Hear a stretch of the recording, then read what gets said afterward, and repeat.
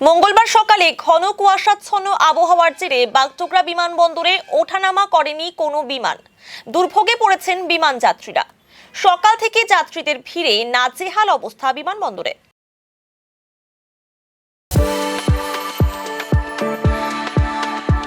We are the dreamers, the achievers, and the leaders. Come, join us today. এদিন সকালে ঘন কুয়াশার জেরে দৃশ্যমানতা কম থাকে। বাগডোগরা বিমানবন্দর সূত্রে খবর, এখনো পর্যন্ত 10টি বিমান অবতরণ করেনি বিমানবন্দরে।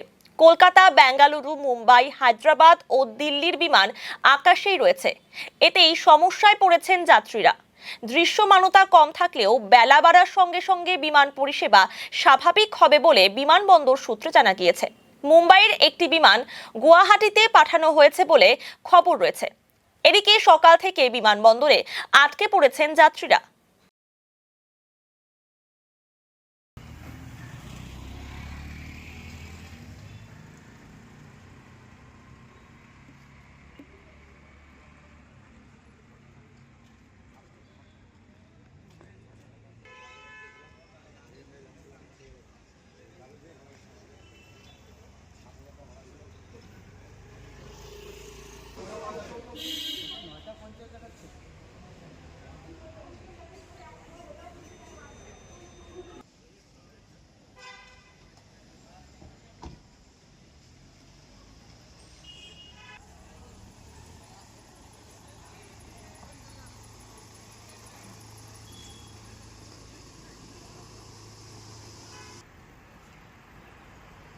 गाड़ी नहीं मिल रहा